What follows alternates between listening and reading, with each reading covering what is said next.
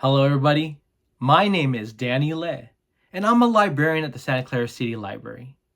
And in honor of National Read a Book Day, I'd like to read to you a special story about a real person who never gave up on their dream to read. The Oldest Student: How Mary Walker Learned to Read. Written by Rita Lorraine Hubbard and illustrated by Oge Mora. Read to you by me, Danny Le.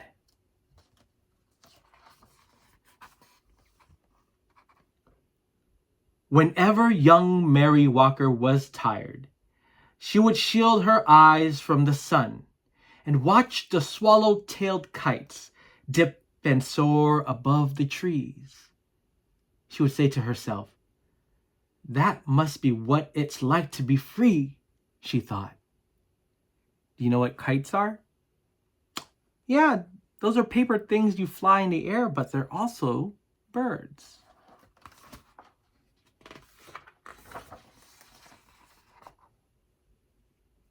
But Mary didn't watch for long. Even at only 8 years old, she knew the first rule of the Union Springs, Alabama plantation she lived on: keep working. She knew the second rule: slaves should not be taught to read or write, or do anything that might help them learn to do so. Mary didn't stop working. She didn't learn to read either. But at the end of each long day, picking cotton, touting water for Papa and other slaves who chopped wood for the train tracks, or helping Mama clean the big house, she would lie in her little bed next to the crumbling fireplace and think about those birds. When I'm free, I'll go where I want and rest when I want, and I'll learn to read too. Mary had some big dreams.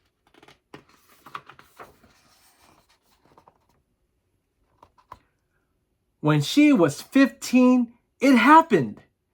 Mary and her mother, brothers, and sisters were free. The Emancipation Proclamation said so. What it didn't say was how a family with nothing except tattered garments on their backs could find food, clothes, and a place to sleep. Mary's father had died, and the family was on its own. How sad. Freedom Road! To the Freedom Road! Across fields and through woods, ex-slaves surged like waves crashing hard to shore. Now that they were free, every road was a freedom road. Many headed north and west and every which way, searching for long-lost family members or simply experiencing the wonder of being free. All the freed slaves are trying to find a new way of living.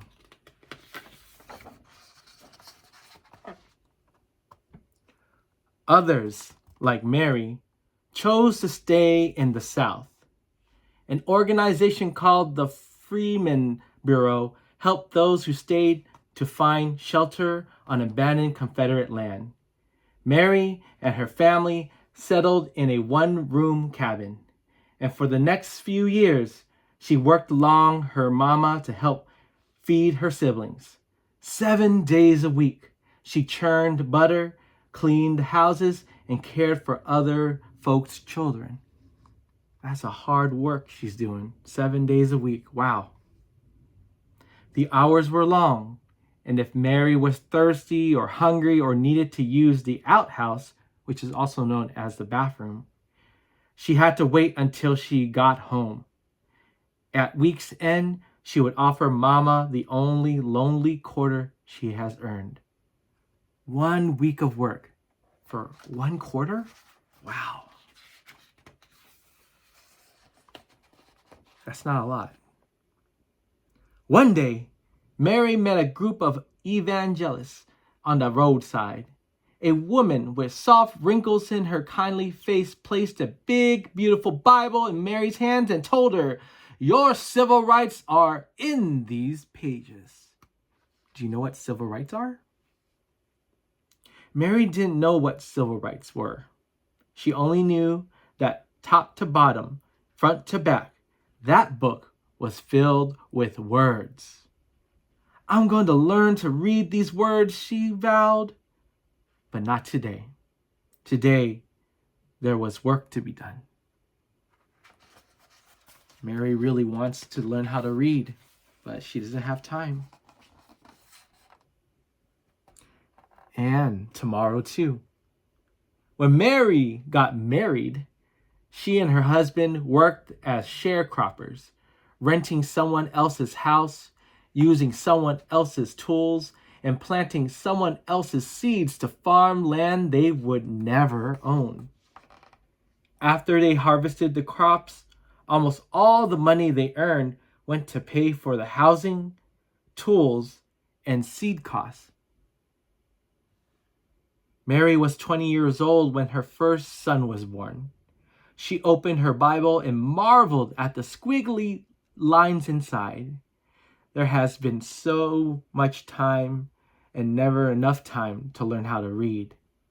A friend wrote Mary's son's birth date in the Bible, August 26, 1869. Then Mary dipped the pen into an inkwell and made her mark inside it. Not a letter, not a name, just a mark. It was the best she could do. Poor Mary.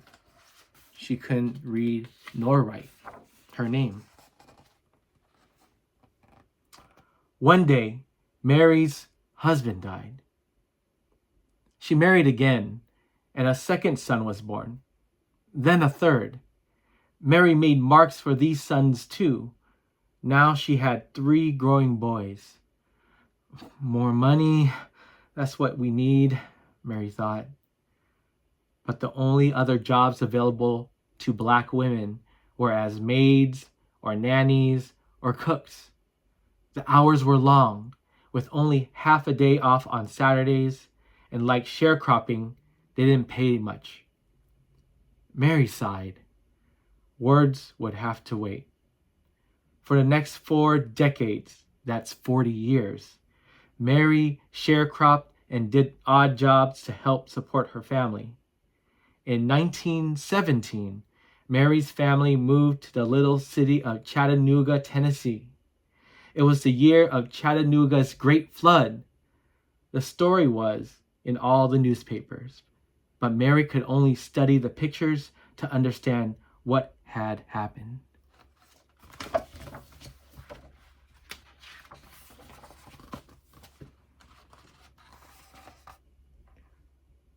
By now, Mary was 68 years old and too old to sharecrop. But she continued to work, cooking, cleaning, and babysitting. She also fried fish, baked cakes, and sold sandwiches to raise money for her church. On Sundays, she would sit in the congregation, and as the preacher spoke, she would clutch her family Bible, the Bible she still couldn't read. There's Mary, holding that Bible, but she couldn't read it.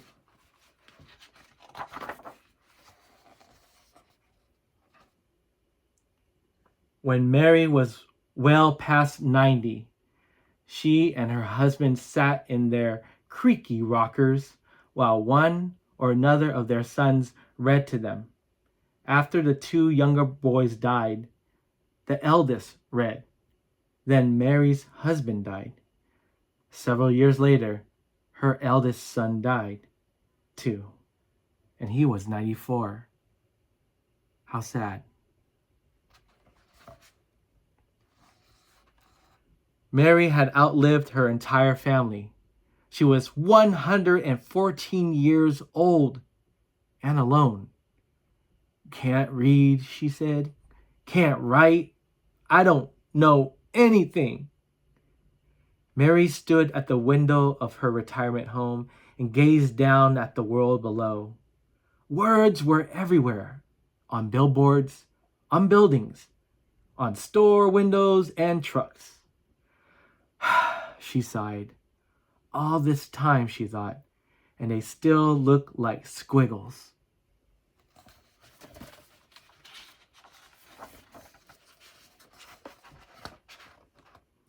Mary had heard about a new reading class held in her building.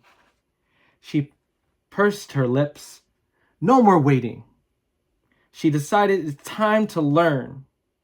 Out of her apartment, into the elevator, and down to the lobby she went. When the elevator doors sprang open, Mary saw people sitting under a sign with a picture of an open book. She could not read the words. A neighbor walked up to her. That's a reading class, Miss Mary. Can I help you over? Mary shook her head. No. Then she gripped her cane, lifted her chin, and walked straight towards the sign. Mary knows where she's going.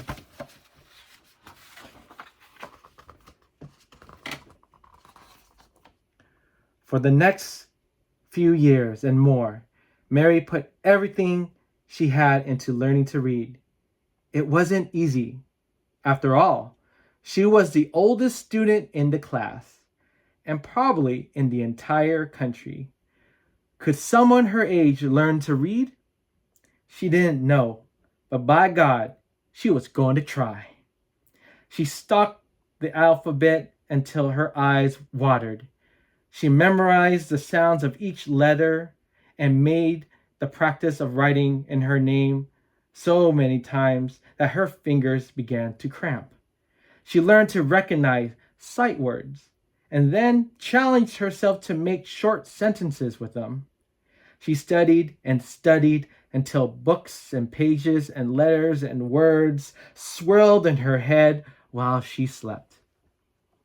Look at her, studying so hard. Probably just like y'all.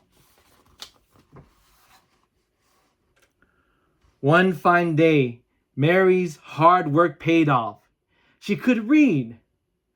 Word of her accomplishment traveled, and people everywhere celebrated with her. Chattanooga's mayor, newspaper journalists across the country, and a man from the U.S. Department of Education who said, Miss Mary Walker, I pronounce you the nation's oldest student. All shared her joy.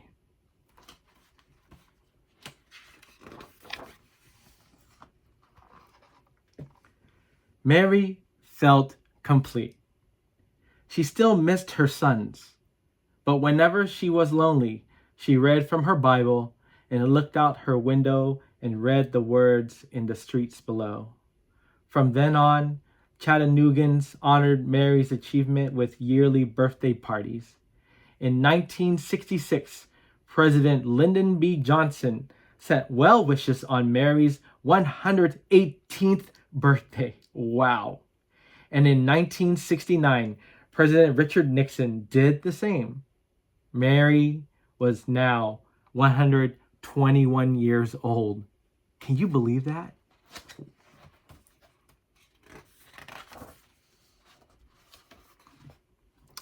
Mary received many gifts over the years.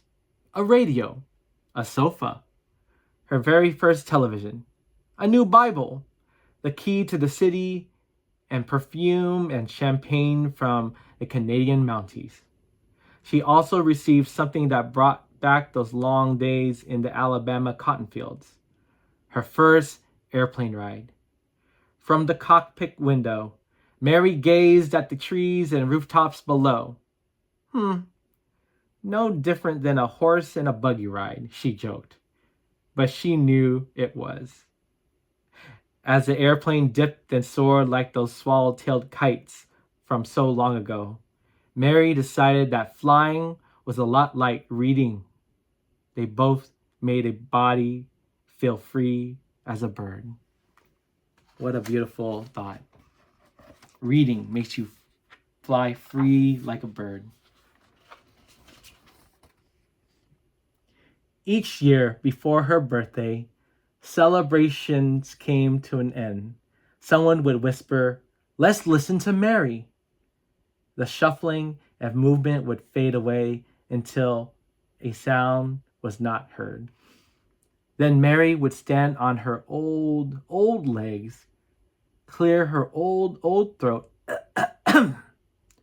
and read from her Bible or her school book in a voice that was clear and strong.